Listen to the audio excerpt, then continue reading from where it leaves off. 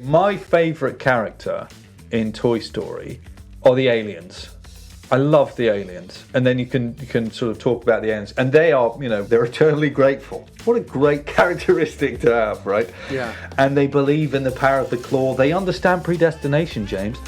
They have been chosen, right? The stranger comes from the outside. This is Jesus Christ himself, right?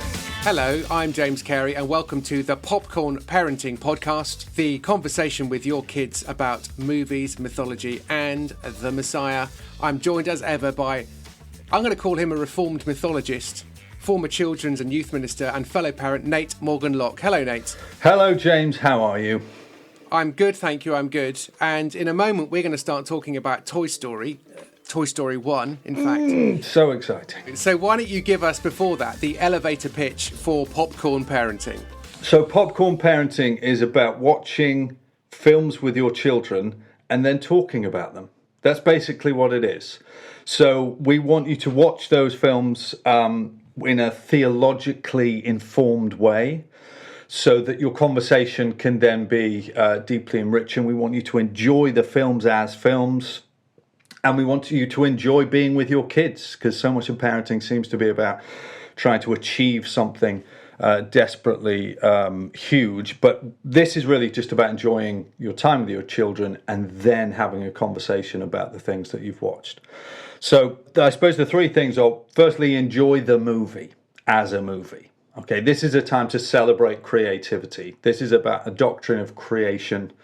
This is about saying that God made things that were good, were very good, and that still remains to some extent in our ability to make stuff.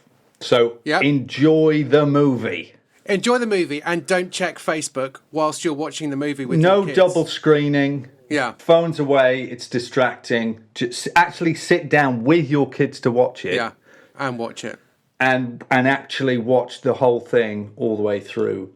So that's the first thing, is actually enjoy the movie, enjoy your children. The second thing, I suppose, is to watch out, because everyone has got a worldview, everyone's got a perspective, everyone's trying to sort of sell you on something. And one of the most powerful ways that we do that is through storytelling. We talked a lot about this in the past in terms of stealing past the watchful dragons, about the way story grabs us and makes us feel things, which then makes us more willing to believe things. So we've got to watch out. That's why we have to watch these films in an educated way, in an informed way, and to think about what's going on in the story. So to deal with the story as it's told, and then to deal with that. And then the third thing... The lift is nearly there. The doors are about to open. It's think theologically. We're going to be talking about Bible verses. We're going to be talking about systematic doctrinal theology. And hopefully that will be a pleasant way to spend 25 minutes listening in the car. Yeah. So, and a bit of Buzz Lightyear and all those other things. Hopefully all of that will become clear as we go for it with our first movie, which is Toy Story 1. And as will be our custom, I shall give you the cold, hard facts of Toy Story 1. The cold, hard facts. Indeed. Here we go. So Toy Story 1 is a 1995 American computer animated buddy comedy produced by Pixar, released by Walt Disney Pictures. It's the directorial debut of John Lasseter. That's a name I think we've heard a lot and will be hearing much more of. It was the first entirely computer animated feature film, as well as Pixar's first feature film. So a bit like Walt Disney with their first, Snow White and the Seven Dwarfs was their first feature film. It was the first animated feature film. So it's a big, big movie. The screenplay was written by Joss Whedon and Andrew Stanton, Joel Cohen and Alec Sokoloff. And the story was by Lasseter, Stanton, Pete Docter and Joe Ranft. The film features music by Randy Newman. You Got a Friend in Me, Best Original Song. At the Oscars, it was nominated for, and Best Score. The movie was executive produced by who but Steve Jobs. Stephen Jobs. Yes, and when he was in the wilderness from Apple. It features the voice of Tom Hanks, Tim Allen, Don Rickles, Wallace Shawn, Inconceivable from The Princess Bride. That's a Very whole other good. episode. Very good. That was solid. Yeah. That was solid. Oh yeah, that's right. We quote him a lot in our household, and John Ratzenberger, who was obviously the Cliff in Cheers as well. I'm showing my age there. I'm 44. Full disclosure. Yeah.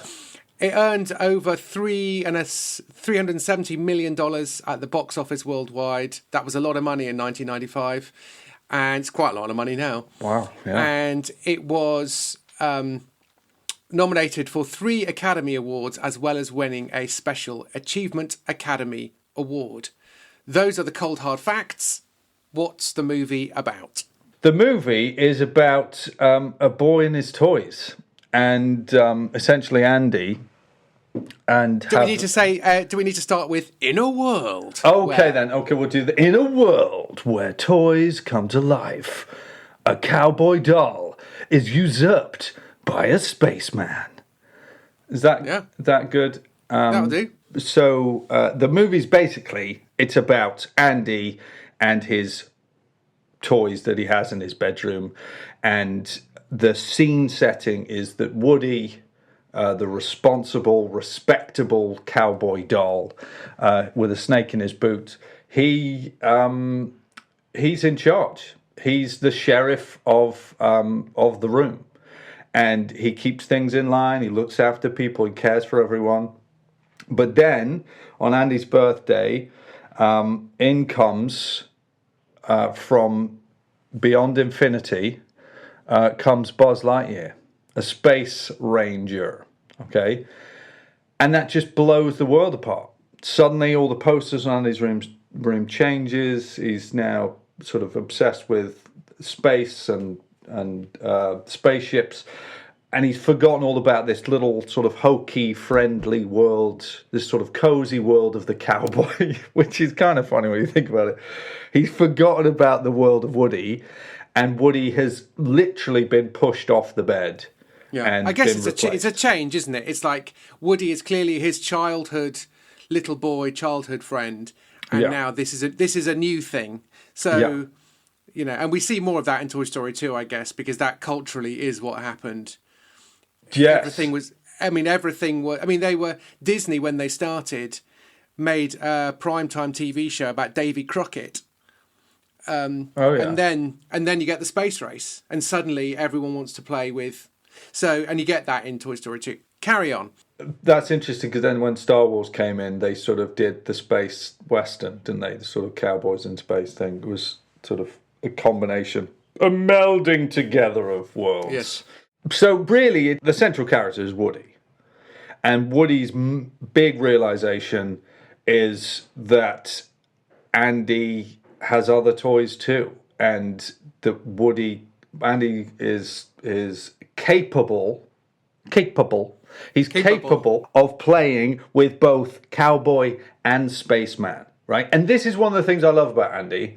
One of the things I really love about Andy is he actually plays. His mind expands, he imagines worlds, he gets into creativity. And particularly for me, my son is an absolute world builder when it comes to play.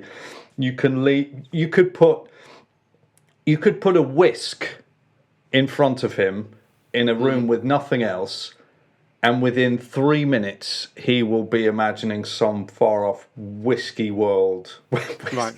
I don't know why I picked a whisk. Whisk based. Not whiskey. Maybe he's played with a whisk. One of the most brilliant things about the Toy Story films is the way that they start with playtime. They start in Andy's mind as he's imagining this awesome adventure and with all sorts of jeopardy and peril and all sorts of stuff. Which is why, another reason why Toy Story 4 is not a Toy Story film. Because it does not start with imaginative play, with world building. It starts with a flashback. Okay, now, let's just take a moment there. Just take a moment. I think this is going to become a regular feature. We've got 2 more Toy Story films to get through before we get to the 4th. Yeah. So who knows when we'll get there? But okay. So it starts with the play, and that is very infectious, isn't it? And but let's also talk about the other kid, And that's Sid. what. So when I watched it with my kids, and I was sort of remembering, oh, there's Sid, isn't there? And my kids found Sid a real turn-off to the point where they don't really want to watch the movie again. Okay. And I feel like I should probably go back to them and go back and watch it with them. Yeah. And it was a bit of a bugbear of mine. I was working in kids' TV at the time a fair amount, and I was seeing continually that little boys are always seen as a problem. And they're always portrayed as basically too violent, and that their biggest sin is they're not girls. And so he was that kind of kid, and actually he's quite a sad figure, really, isn't he? I mean, in a great way, your girls have picked up on what they're supposed to pick up on, which is you're not actually supposed to like Sid. You're supposed to find him quite disagreeable. The problem is, I think, as an adult, if you watch it when you watch Toy Story now, you're quite concerned about Sid because of the life that he's able to live, and you're thinking, wow, is anyone looking after this young boy? And he's melting toys and stuff, isn't he? And, so let's just quickly finish off what the movie's about. So what goes wrong? So in a sense, I'd said that the movie's really about Woody, and it's about him coming to this realization that he can. It's additive, not competitive. It's additive. We add in Buzz, and then the gang's all here, rather than him needing to be jealous or compete with Buzz. Buzz also has this major realization where he discovers that he is actually a toy. So he, in a sense, finds his raison d'etre, shall we say. Wow. He discovers what he exists for. Yeah. And since this is about an adult world or a human world in which there are physical objects which come to life, Toy Story, we'll get onto this, but it's got some connections with Beauty and the Beast and Lumiere and Mrs. Teapot and Little Chip and the clock and all those sort of figures in the Castle of the Beast. So essentially, Woody learns to open out and to welcome in rather than to hold off, and Buzz learns to find his identity in his relationship with Andy rather than his being fighting Emperor Zurg, who we don't actually meet till Toy Story 2. But that's the primary who learns what kind of thing. That's the big kind of character arc thing. Whereas the genuine jeopardy in the film is through a series of events that Woody and Buzz get lost. As I'm sure everyone will know, because I very little doubt that people listening to this podcast won't have seen Toy Story. But when they get lost, they end up going to Pizza Planet, which is where they meet the wonderful aliens. And they are strangers from the outside, and the Claw. And this is just how amazing. 25 years on, Toy Story has given us so many catchphrases, just so many kind of recognizable symbols for childhood, effectively. So it's just such a brilliant, brilliant film. But in the process of getting back into the world of Andy, or Andy's room, they go on a madcap journey. Adventures, friends become enemies, enemies become friends. It's the usual stuff. Well, I mean, we've started to begin to answer what's the movie really about. Well, I think this is really Toy Story is about belonging. Fundamentally, this is about whose belongings are these, and Buzz's realization: you are a toy. And you were a sad, strange little man. So Buzz coming to that huge realization is essentially the key part of the film. But as I said, Buzz is actually a secondary character. It's really about Woody, and Woody coming to realize that the belonging can include others. As I say, he becomes a not someone who's reticent about others coming to join in, but who can now orient himself to say, I'm secure enough in being Andy's toy that we can maybe have even more people coming in, which obviously over the next 3 Toy Story films, next 2, we don't talk about the 4th. You're going to see other toys being brought in, Right. And that's going to be that can be a crucial thing. So in lots of ways, the reason why I think I connect with the story is because I feel both like Woody. I don't want other people coming in and competing with me for other people's affection. I don't want that. And also, like Buzz, I forget what I'm really for. I forget my purpose. I mentioned Beauty and the Beast earlier on, and the toys that they have. The objects that the Beast has. I'm just going to find you some song lyrics. Have you got a jingle? Oh, where's it gone? I'll put one in just then. The longer you spend trying to find it, the more significant the lyrics are going to have. Right, here we go. Okay. Phew, right. One of the most famous songs of Beauty and the Beast is Be Our Guest. And so it's sung by Lumiere, the candlestick. So they sing Be Our Guest, and they welcome in Belle into the Beast's castle. And this is one of the lines that struck me, James. They sing, life is so unnerving for a servant who's not serving. He's not whole without a soul to wait upon. Ooh. Interesting. Yeah.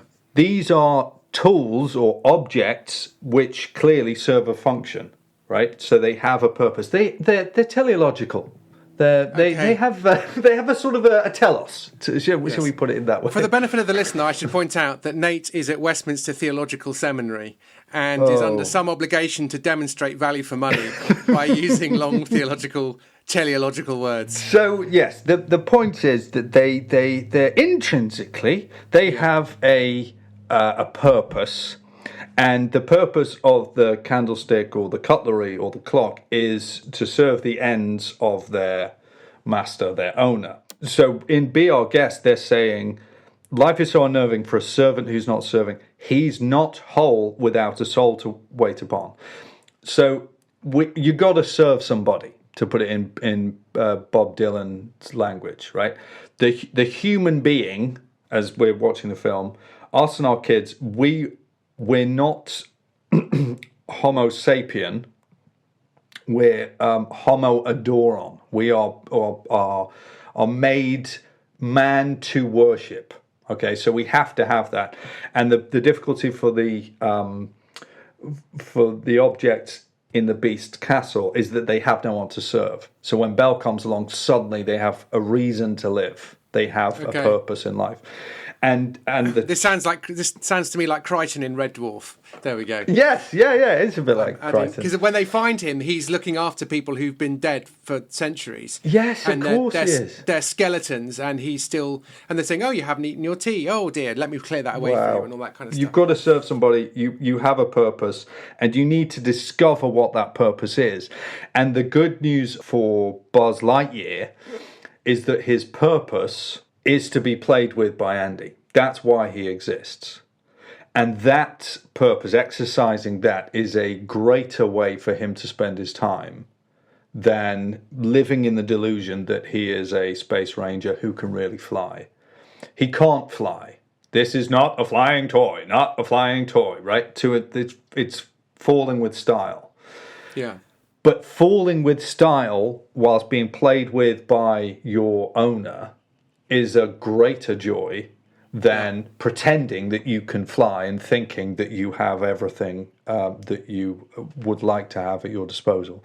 So really, Toy Story, I think, what it's really about within the film, if you sort of broke it open from Pixar's point of view, they'd be saying this is about us finding our purpose in relationship. Yeah. Rather than just having these isolated goals and dreams. Yeah.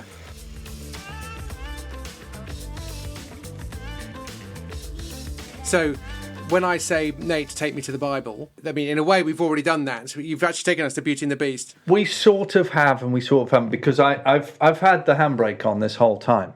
I don't know if you've noticed, but I've been holding back from the explicit references. Listeners, that's Nate holding back. Just take off the handbrake for a couple of minutes, and then we need to wrap this up. Okay. Yeah. So when we think about this theologically, Woody and Buzz have Andy's name imprinted upon them. That is their owner. That's who they belong to. Their greatest joy is to be played with by Andy. For us as human beings, we are created in the image of God. So it is the triune God, Father, Son, and Spirit, who's impressed himself upon us and made us very good. Our purpose, the reason we exist, is to be in relationship with him, to glorify God and enjoy him forever. That's why you're alive today, James. That's why I'm alive today. And I need to share that with my children, to say the purpose for your existence is to be like Woody in Toy Story, to be like Lumiere in Beauty and the Beast. You have someone who is greater above and beyond you. So that's one of the first things, to realize that your true reason for existing. And the second thing, which I think is particularly relevant for a lot of children in who will be attending churches, is the Bible teaching us that God's love extends beyond the boundaries that we would normally want to put up. So, yes, Israel will be God's treasured possession.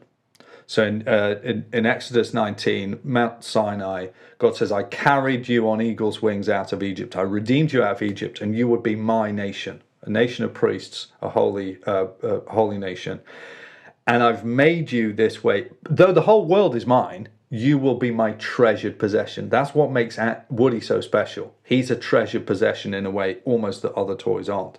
But what the Bible also goes on to teach as we go through it is that, and this is Isaiah 49, verse 6, this is the Lord speaking to his servant.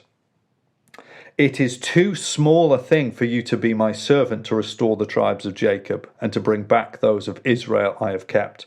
I will also make you a light for the Gentiles, that you may bring my salvation to the ends of the earth. The gospel of Jesus is meant to go out internationally. It's supposed to fill the earth. It's too small for him to be constrained to Israel. He's got to go out more broadly. And if you read the book of Acts, you're really seeing that moment when the church extends really beyond the borders of Israel and the inclusion of the Gentiles. And people find it really hard to deal with, right? The church in Acts is basically exactly the same as Woody.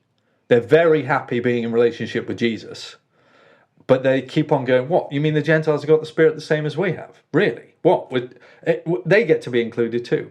So there are two things. I think there's one for the person who's maybe never thought about these things before, and you're saying, right, this is about you've been made in the image of your Creator. You have a purpose. You have a role. And you're supposed to be in relationship with him. And the second thing is, do you realize how big God's love is for those outside?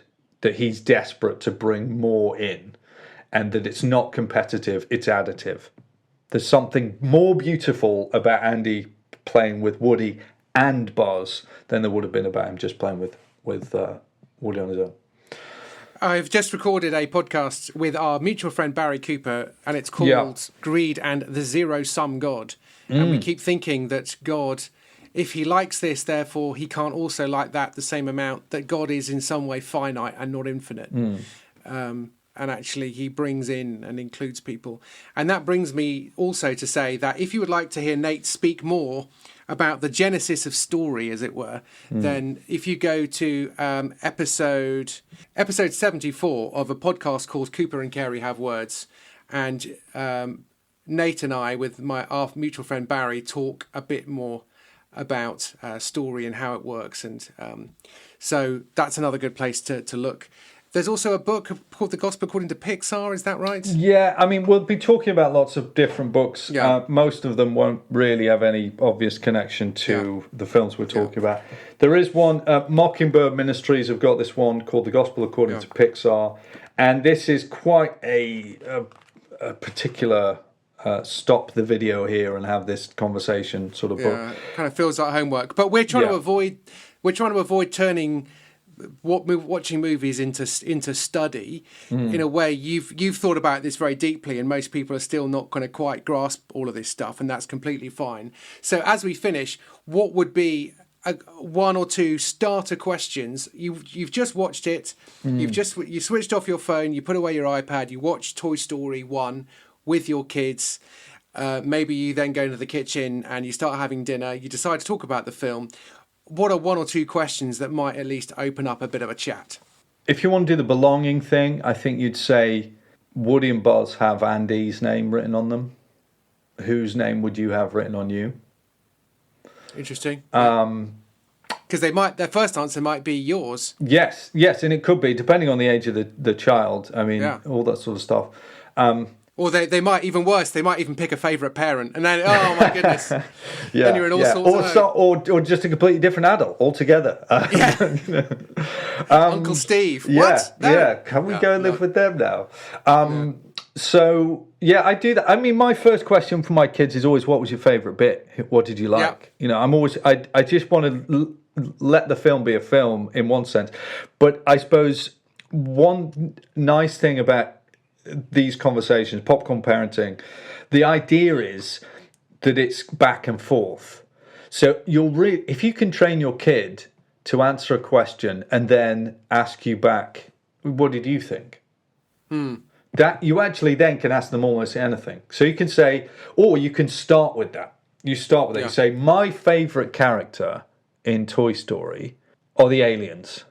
I love the aliens. And then you can sort of talk about the aliens. And they are, they're eternally grateful. What a great characteristic to have, right? Yeah. And they believe in the power of the claw. They understand predestination, James. They have been chosen, right? The stranger comes from the outside. This is Jesus Christ himself, right? So I'm just going off on it now. But the point is that once you say, this was my favourite bit, then your child will say, well, actually, my favourite bit was something else. And now this is the joy of conversation. This is the joy. This is why we like talking to people about films, about books, about art, about theatre, about whatever it is, about sports, and that's really what this popcorn parenting is about. Enjoy these God-given gifts, the gift of creativity that's been given to all these people to do brilliant things. Enjoy that and enjoy your child and responding to it. And whatever you can do to include rich theological aesthetics into your conversation, then whoop-de-doo. That's going to be awesome. Just one final thing. I'm just going to add this in. I sort of make my kids wait till the end of the credits on movies. Okay. Now, well, in Pixar, you sort of have to, because there are outtakes. Yeah, the outtakes and the post-credit scenes, and some of the kids' films now do a really good job at making the animation around the closing credits just breathtaking. Yeah. But I wanted us to get into the habit of doing that as a family, not like because anyone who's made the film's going to know whether you did it or not for their benefit, but for our benefit to know, look at all the people that had to be involved in this. Yeah. Look at how much work had to go in to amuse you for 2 hours. This is not a small thing. This took some people several years to make. And we just sometimes they list the children who were born on the production. Yeah. They love that. They love that. And one of the ways to get your kids through that is just shout out different names that you see. Yeah. And they'll turn into little memes within your family life. So Gabriel Guy was someone involved in I don't know what film we were watching the other day, but production babies, all that stuff. Yeah, for me, and I do that a bit just because I want to show them that there are lots of jobs available for TV that don't involve actually being on screen. Yeah. But there are the vast majority. You are just seeing the tip of the iceberg, and there are production designers and there are gaffers and grips and all these kind of other things to show them that there is a range of creative jobs available that do not involve being an actor. Because I would partly dearly love my children not to be actors, but that's because I'm a writer. So there we go. That's a whole other podcast too. Brilliant. Well, Nate, this has been fun. Thank you very much. Awesome. We're not going to promise whatever the next one is. We shall save that until you see it on the on your phone or however you listen to the thing. But hopefully you'll enjoy listening to all of them because they're kind of all connected, aren't they? And there are cross references and. So anyway, Nate, thanks very much. Thank you, James. And thank you for listening, and we'll speak to you next time. Cheerio. Bye-bye.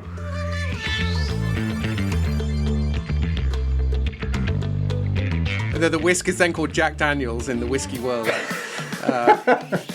No, do you know what? In fact, this is a parenting podcast, so you must be sure to do a whisk assessment.